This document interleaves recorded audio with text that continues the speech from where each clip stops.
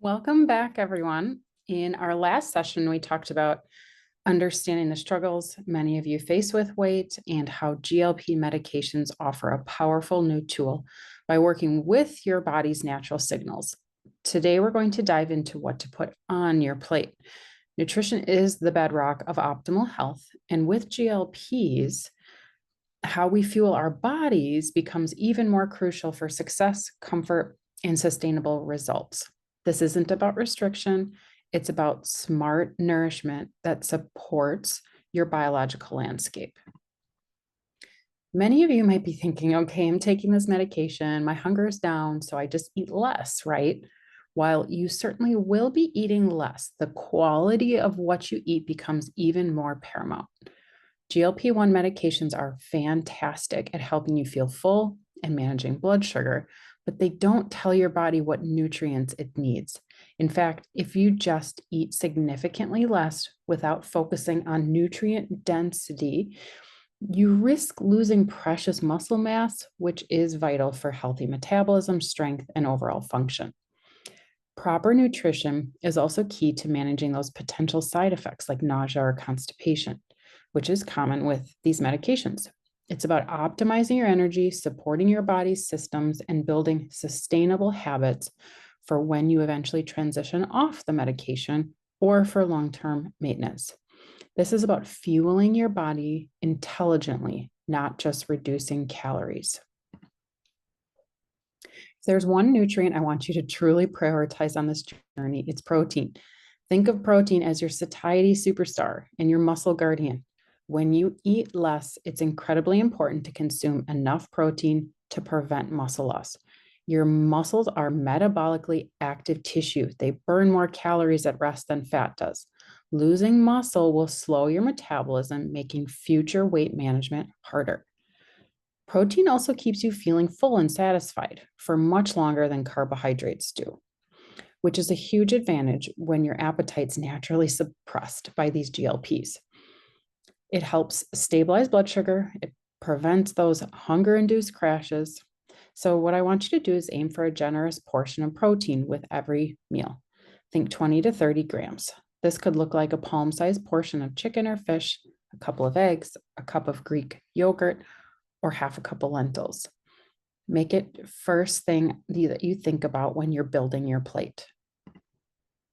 Next up, let's talk about this unsung hero of nutrition. It's fiber. Fiber is absolutely vital, especially when talking about these medications. Firstly, it adds bulk to your meals, helping you feel full and satisfied without adding calories.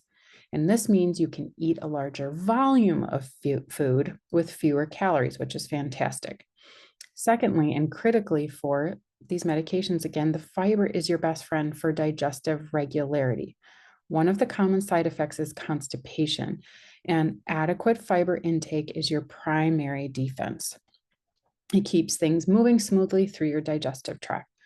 Fiber also acts as a buffer, slowing down the absorption of sugars in the bloodstream, further supporting stable blood sugar levels. And don't forget its role in gut health. Fiber feeds the beneficial bacteria in your gut, which plays a huge role in everything from digestion to mood. So load up on a variety of non-starchy vegetables, berries, and incorporate whole grains and legumes where you can. Now let's address carbohydrates. Carbs are our body's primary source of energy, but not all carbohydrates are created equal. The goal here isn't to eliminate carbs, but to make smart choices. We want to prioritize complex carbohydrates from whole food sources over those refined ones. Think of complex carbs like sweet potatoes, quinoa, oats, brown rice, and whole fruits. These are packed with fiber and nutrients, and they release glucose into your bloodstream slowly and steadily, providing sustained energy without the spikes and crashes that can lead to cravings or fatigue. Contrast with those refined carbs like white bread, sugary cereals, or pastries. They offer little to no fiber and can send your blood sugar on a roller coaster. The key strategy here is to always pair your carbohydrate with protein and healthy fat. This further slows down digestion and absorption, keeping your blood sugar stable and enhancing satiety. Embrace smart carbs for consistent energy not those energy dips. While focusing on a lot of while we're focusing a lot on food, let's not forget the absolute cornerstone of health, hydration. Water is often a big piece of weight management and overall vitality. Every single metabolic process in your body relies on adequate nutrition. Often, what we perceive as hunger or a craving is actually just thirst. Drinking enough water throughout the day can significantly help with appetite management. Staying well hydrated is critical for managing those side effects as well, like nausea and constipation. Water dilutes the stomach and keeps things moving. So, how do we take all these pieces? Prioritizing fiber, embracing protein, making carbohydrate choices that are smart, and staying hydrated, and put them all together in a practical plan. The key is integration, aiming to build your meals around a solid protein source, loading up those veggies, and a moderate portion of smart carbs.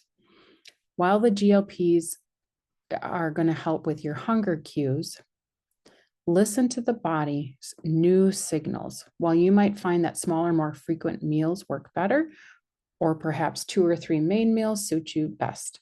Experiment with what feels comfortable and sustainable. If you need snacks, choose a nutrient-dense option like a handful of nuts or a piece of fruit with some sort of protein, or veggies with hummus. Remember, this is about progress, not perfection. There will be days that you don't go exactly as planned, and that's okay. Approach this with flexibility and compassion. In our included booklet, we have our phase 1 plan, and this is for people starting out on the program. As you can see, it has a significant amount of protein, always including a healthy fat, lots of non-starchy vegetables, a bit of fruit, and flexibility on having a whole grain serving. You can use these macronutrient guidelines if you're tracking your food to make these as your goals. As you get in better metabolic health, you can move to phase 2, where you can see you have more options as far as whole grains and fruit. So the carbohydrate levels go up a little bit higher. We also include a grocery list here. You can see really healthy protein options, vegetables and fruit, healthy fats, whole grains, and great seasonings. We really incorporate or like to stress limiting added sugars, white flour, food additives, vegetable oils, and really instead put our focus on having 2 to 3 meals a day, 7+ servings of produce, one of those being leafy greens, protein at each meal, and healthy fats as well. As your relationship with food changes with these medications, it's the perfect opportunity to cultivate mindful eating practices.